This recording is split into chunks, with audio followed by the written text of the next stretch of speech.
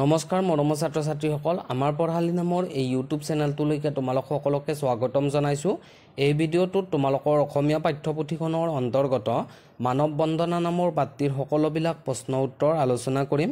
ভিডিঅ'টো তোমালোকে শেষলৈকে চাবা, ভাল পালে লাইক কৰিবা, কমেণ্ট কৰিবা, শ্বেয়াৰ কৰিবা আৰু যদিহে কৰা নাই তেন্তে চেনেলটো ছাবস্ক্ৰাইব কৰি ৰাখিবা।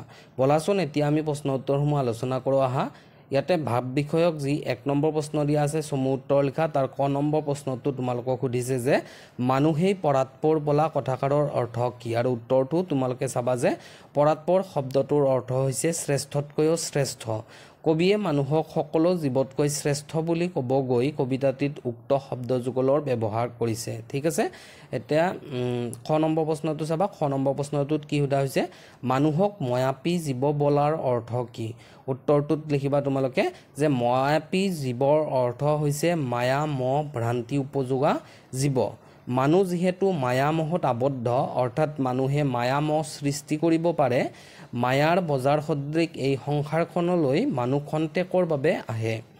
গতিকে এই ছুটি সময়ছোৱাতে মানুহ মায়াৰ বান্ধনত পৰি সেইবোৰত মত্ত হৈ কেতিয়াবা মানুহৰ প্ৰতি থকা কৰ্তব্য পাহৰি পেলায়। এইখিনিলৈকে তোমালোকে আনচাৰটো লিখি দিবা। ঠিক আছে, এতিয়া গ নম্বৰ প্ৰশ্নটো চাবা তোমালোকে, পাদ্য অৰ্ঘ্য লৈ মানুহক পূজা কৰাৰ অৰ্থ কি। এইটো উত্তৰটো চাবা। প্ৰতিমাৰ খনিকৰ চন্দ্ৰকুমাৰ আগৰৱালাদেৱৰ মতে মানুহ দেৱতা সদৃশ। দেৱতাৰ প্ৰতি যেনেদৰে পাদ্য অৰ্ঘ্যৰে, ইয়াতে তোমালোকে অৰ্ঘ্য যিটো আছে ইয়াতে চাবা, অৰ্ঘ্যত জিঅ'কাৰডাল দিয়া হোৱা নাই, এইটো তোমালোকে দি ল'বা। পাদ্য অৰ্ঘ্যৰে সৈতে পূজা কৰি ভক্তি প্ৰদৰ্শন কৰা হয়। ঠিক তেনেদৰে মানুহকো মৰম চেনেহ সহায় সহযোগিতাৰে শ্ৰদ্ধা কৰিব লাগে, তেতিয়াহে প্ৰকৃত মানৱ ধৰ্ম পালন কৰা হয়। দেৱতাক পূজা কৰাৰ নিচিনাকৈ মানুহে মানুহক পূজা সেৱা কৰিলে ভগৱানক পূজা কৰাৰ সমান ফল পোৱা যায় বুলি কবিয়ে কবিতাটোত প্ৰকাশ কৰিছে। এয়াই পাদ্য অৰ্ঘ্য লৈ মানুহক পূজা কৰাৰ অৰ্থ।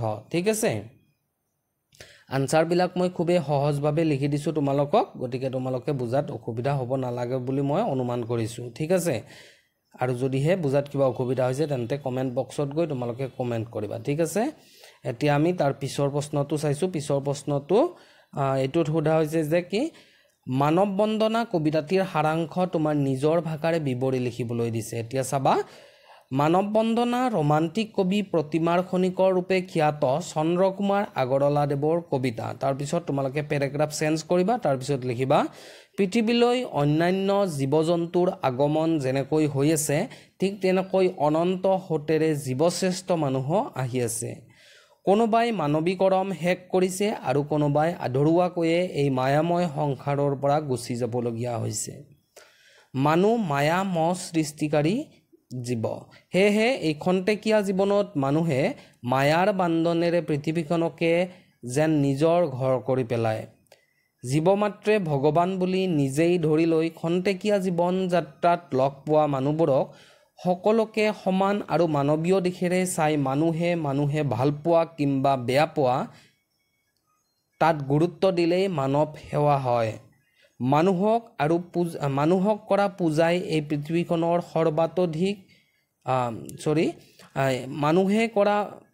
মানুহক কৰা পূজাই এই পৃথিৱীখনক স্বৰ্গতধিক আৰু অতি আপোন কৰি পেলাব পাৰে। মানুহক পাদ্য অৰ্ঘ্য লৈ পূজা কৰিলেই ভগৱানক পূজা কৰা হয়, আৰু মানুহে মানুহৰ প্ৰতি কৰা আচৰণতেই প্ৰকৃত মানৱ ধৰ্ম লুকাই থাকে। এইখিনিলৈকে তোমালোকে লিখি দিলে হৈ যাব। এতিয়া তাৰপিছৰ আমি 3 নম্বৰ প্ৰশ্নটো চাইছোঁ। সেইটোত তোমালোকক কি সুধিছে চাবা, এই যে পৃথিৱী স্বৰ্গত অধিক মানুহৰ নিজাপি ঘৰ, কথাষাৰৰ অৰ্থ বুজাই লিখা।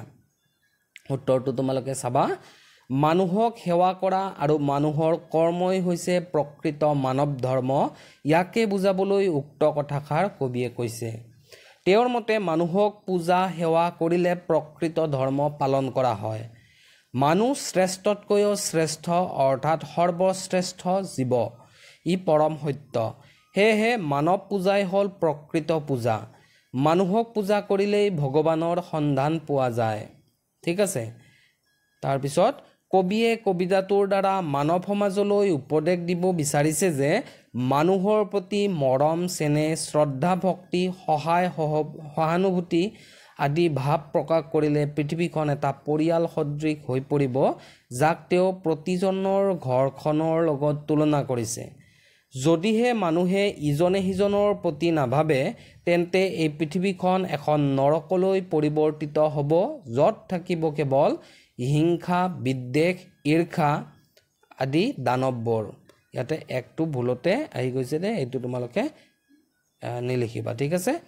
সেয়েহে কবিয়ে কবিতাটিৰ যোগেদি মুক্ত কণ্ঠেৰে সকলোকে মানৱ সেৱা কৰিবলৈ আহ্বান জনাইছে, যাতে এই পৃথিৱী নামৰ বিশেষ গ্ৰহত হিংসাৰ দাবানলৰ পৰা মুকলি হৈ শান্তিৰ অমিয়া নৈত সদায় ভাহি ফুৰিব পাৰে, ঠিক আছে। তাৰপিছত তাৎপৰ্য ব্যাখ্যা কৰা তোমালোকৰ 4 নম্বৰৰ। ইয়াত প্ৰথম যিটো দিয়া আছে, মানৱী জনম দিয়া উটুৱাই মানৱী কৰম হতে, মানুহৰ মৰম বুজিবা মানুহে ধৰম যে মৰমতে। তাৎপৰ্য বুজাই লিখিবলৈ দিছে, ব্যাখ্যা কৰিবলৈ দিছে, সেইখিনি চাবা। উক্ত কবিতাফাকি পাঠ্যপুথিৰ অন্তৰ্গত চন্দ্ৰকুমাৰ আগৰৱালা ৰচিত মানৱ বন্দনা কবিতাটিৰ পৰা লোৱা হৈছে। Paragraph change. প্ৰশ্নোক্ত কবিতাফাকিৰ যোগেদি, ইয়াতে কবিতাফাকিৰ যোগেদি কবিয়ে কৈছে যে মানুহে মানুহৰ মৰম বুজি পোৱাটোহে মানুহৰ কৰ্ম আৰু ইয়াৰ দ্বাৰাই প্ৰকৃত ধৰ্ম পালন কৰা হয়। তেওঁৰ মতে মৰম চেনেহতহে প্ৰকৃত ধৰ্মৰ সন্ধান পাব পাৰি আৰু সেই ধৰ্মই সৰ্বশ্ৰেষ্ঠ ধৰ্ম।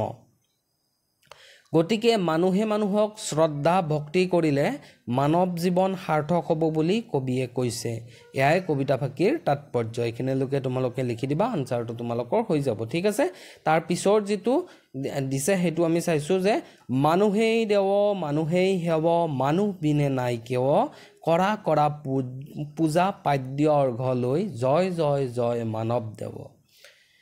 এইটো চাবা, মানুহ জীৱশ্ৰেষ্ঠ প্ৰাণী।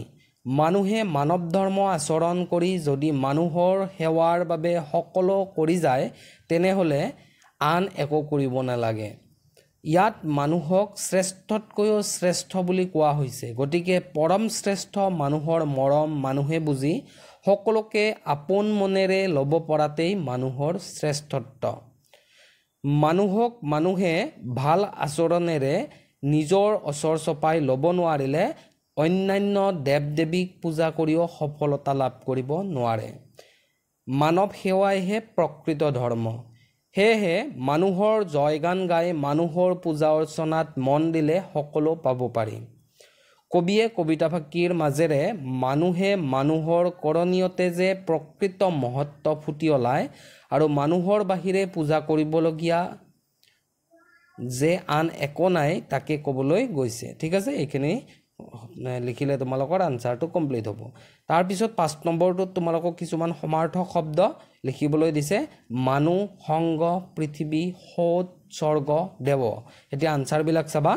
মানুহ, মানৱ, সংগ, লগ, পৃথিৱী, ধৰণী, সৌত, স্ৰোত, স্বৰ্গ, সৰগ, দেৱ, দেৱতা। তাৰপিছত 6 নম্বৰটোত কি সুধিছে তোমালোকক, সংস্কৃত কৰ্ম ধৰ্ম আদি শব্দৰ পৰা কৰম ধৰম আদি শব্দৰ উৎপত্তি হৈছে। এনেধৰণৰ শব্দ বাছি উলিয়াই এখন তালিকা প্ৰস্তুত কৰা। আনচাৰখিনি চাবা। কৰ্ম কৰম, ধৰ্ম ধৰম, ঠিক তেনেকৈ বৰ্ণ বৰণ, পূৰ্ণ পূৰণ, চৰ্ম চৰম। গতিকে আজিৰ ভিডিঅ'ত আমি ইমানখিনি আলোচনা কৰিলোঁ। আশা কৰোঁ তোমালোকে এই ভিডিঅ'টোৰ দ্বাৰা উপকৃত হ'বা। ধন্যবাদ।